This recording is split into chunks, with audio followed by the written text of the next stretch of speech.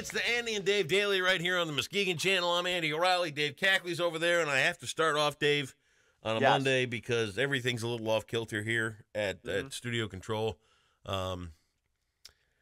Morning's just not quite the same. Cindy's on midwinter break, and, she's in the bathroom when I'm supposed to be in the bathroom. She's, got the TV on during my quiet time. She's, asking questions, which is problematic. And as a guy, when I wake up, I just need my space. You know what I mean?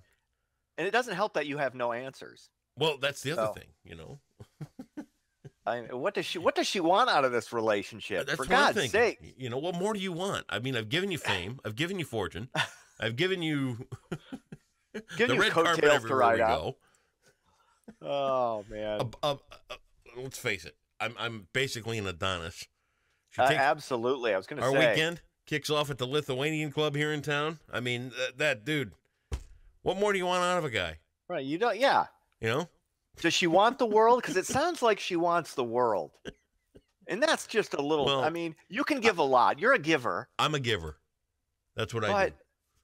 How much more can a man give? The world is not enough.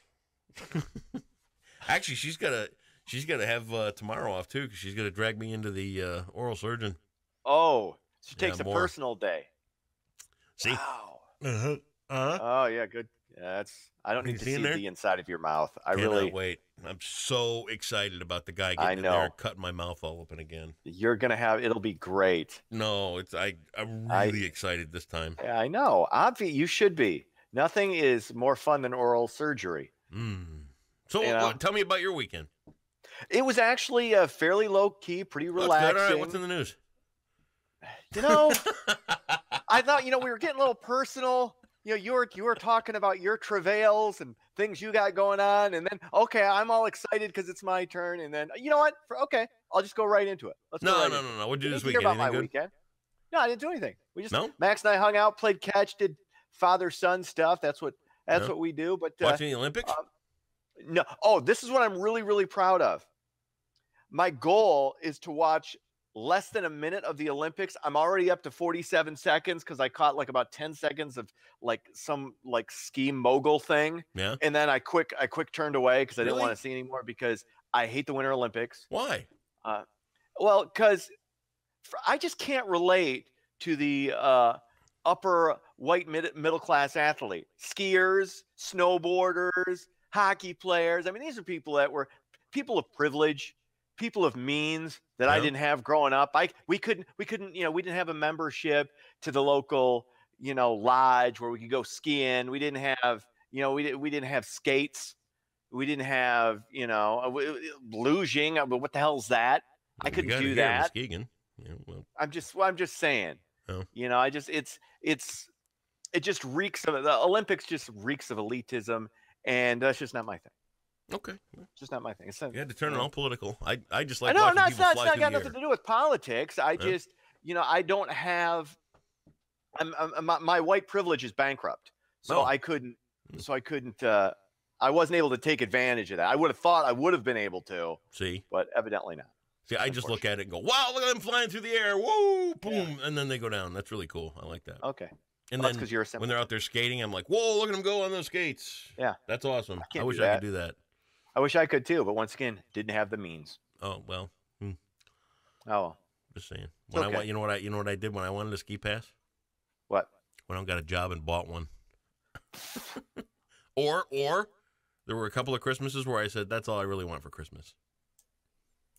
And that's what you got. Yep. You got the little thing, that little tag that you could put on your winter coat so you could look cool. Well, remember those douchebags? I hated that. Oh, you went skiing this weekend. Guess what I didn't do? Ski. Great. Fantastic. Way to make me feel good about my life. Doing your news, would you? Get over your sour grapes. This well, coming from a guy who still lives at home. Hey, stop now. You really have an axe to grind about life. I can feel you. It's difficult. You don't understand how hard it is to be me. Mm-hmm. The minority of Dave. That's what I call it. Minority of Dave. First half of this week's going to feel like spring, but flooding could be a major issue. A flood watch is in effect for Muskegon and all of West Michigan through Wednesday. Now, the heaviest rain is expected to be south of a line that runs from Muskegon east to Saginaw. It could get 2 to 3 inches of the wet stuff. So, batten down the hatches. I remember when I was a kid, nothing scared me more than the idea of a flood. Yeah, me too. Well, you know why? That terrified me. Terrified me because what do you know when you're a kid, right? You know what you hear on TV and you hear in church, and flooding, right? I hear flood warning when I was a kid, and I would picture the ark going down 10 miles. Yes, absolutely. Like, I thought for sure, gonna happen? Oh my God. That was one of those irrational fears I had as a kid too. It made no sense. Yep. I mean, we didn't live near any body of water. It wasn't going to become Kevin Costner's Water World anytime soon. I remember one time they were talking about going down to Riverside Park in Grand Rapids to watch the flood crest. Uh-huh. And I'm thinking to myself, are you kidding me? They're going to wash your cars away. They're going to. You want us to all die? I know. Good Lord, God, we were dumb. Well, yeah. I'm trying to figure out who was dumber as a child, me or you. It's close. It had to be you. It's really close. No, I almost got held back in kindergarten. You almost got held back, or you did get held back once. So 7th grade. I mean, but think about it. They wanted to hold me back in kindergarten. Yeah. You don't even do anything in kindergarten. Right. Well, apparently you that's do. That's how much of a mess I was. Good Lord. Paste. Well, marches are being planned across the U.S. in the week of last week's school shooting in Florida. The march's mission evidently is apparently to pressure Congress to pass gun control legislation. At least one survivor has stated, quote, "You're either for us or you're against us." I think you and I are kind of in the same boat when it comes to this, wanting to fortify these soft targets like schools. But and you can have nothing but compassion for the people who have survived and those who were victims or who have family members or friends who are victims, because it's got to be gut-wrenching. It had to be absolutely horrifying. But it's beyond that, dude. It's unimaginable. Yeah. It's absolutely unimaginable. Can't even empathize that this goes on. Right.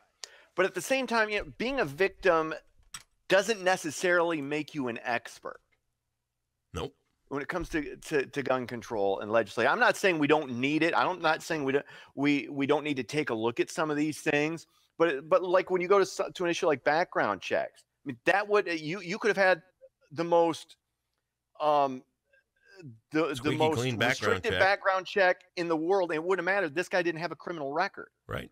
So we have to just come to the realization that there are some things we cannot prevent from happening. Nope. We can't prevent it. I'll tell you we can try and prepare, but I put a little thought out yesterday on the campaign page talking about this kind of stuff. We're doing this to ourselves. We really are. And in what way? Well, I'm here to tell you what. We're doing it to ourselves by the way we talk to each other, by the way we have polarized everybody's thought. There is no room for discussion. There's no room for middle ground. There's no room for your thought or mine or anything like that. And then, you get these young people like this kid down in Florida, when all he hears or sees is, go through your average day. Let's say you wake up, you listen to your morning radio show or whatever, and you got two people fighting about their position back and forth, even if it's just in fun, like we generally do. It's just argue. Then you get to the news at noon or whatever. You pop the TV on during the day. It's all one-sided. It's all so jaded, and it's just I'm right. Then you look at social media. It's more of the same, and it's on and on and on and on and on. And the amount of chaos in everybody's life from this lack of any middle ground anywhere is really, really becoming the problem, and people can't tune it out. And do you get where I'm going with this, though? If that's all this kid hears or sees and thinks that all there is around him, what's to stop him? Let me ask you this. Do you think the problem is too much debate and argument and not enough just discussion, where somebody can talk about, so you can have a discussion with somebody about whatever the topic may be? I think, and it can be any topic. Yeah. But somebody's talking and say, "This is how I view it." Okay. It's this is the how polarization of thought. Okay. There's no discussion. There's no debate. There's no, and it's just, this is my side. This is how it's going to be, and that's that. And that's the way everything is presented anymore. I think that could be a part of it. I think more than anything else, though, I got to believe, and you can't say that gun culture has absolutely nothing to do with it, because I think that's short-sighted too from people on the right. But I do think this is more of a mental health issue than it is really anything else. But get to the root of the mental health issue. And that's what I'm getting at here. If all you hear and see all day long is just the chaos that is created by this kind of discussion, where people are all one-sided and there's no room for any compromise anywhere, even if it's just for ratings in the news. You know what I mean? If it's just all this polarized thought because that's the way you have to stop and think, that's adding to the mental health issue of our time. I believe that. Yeah, I don't necessarily disagree with it, but I have a hard time putting too much of the blame on things like social media or a cable news or anything like that. I think it's still. I think it begins and starts. Yeah, I do. I understand what you're saying. It's the cumulative collection of all of this stuff. You can't get away from it. You cannot escape the polarizing thoughts and jaded opinions of the world anymore. There's no place to find respite from people who are just kind of like, yeah, well, let's give it another look and see what goes on here. It's not there anymore. Okay, that's fine, but what's the answer? My question to you then becomes, okay, what's the answer to it? Start treating people a little bit better. Because you can't eliminate. Start listening to the other guy. Start saying, okay, maybe things aren't always my way. Let's find a different way to talk to each other. Let's find a different way to approach things. That's okay. And it ain't gonna get unraveled overnight. Right. It took us a while to get here. And in that little video I recorded yesterday, this goes back to like 1999, 2000, when I first came to radio in Muskegon. The general manager guy was like, look, when you're doing this, you have to pick a thought, you have to go with it, and you have to stick with it, no matter what. You cannot flounder on things. You can't, go back and forth on decisions. And you know what? I've always kind of been just the guy in the middle. You know? He's like, you got to pick a thought, you got to stick to it, you got to be polarized in your thought. And ironically, no, you really don't. You need to be somebody's ironically, friend, he's neighbor, telling you not to think. Huh? Ironically, he's telling you really not to think. You've got to take this side, believe this side, fight it to the death, even if you come across more information that, could make you, guess what, change your mind. Right.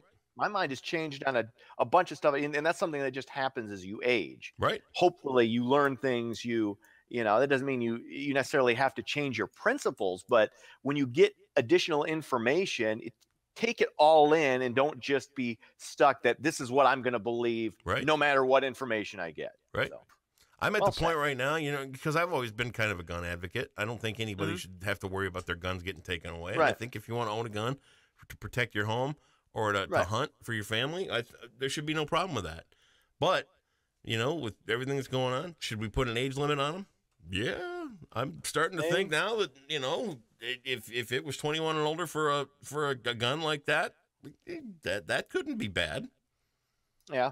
I think a lot of things need to be looked at, but once again, I think one of the other things we kind of fall into is, okay, if somebody's a victim of something, you have to listen to them, and no matter what they say, you just basically have to agree with, because they understand, because it's happened to them. And that's a bad way to try to enact legislation or to think about a problem, because you're not really thinking, you're going on emotion.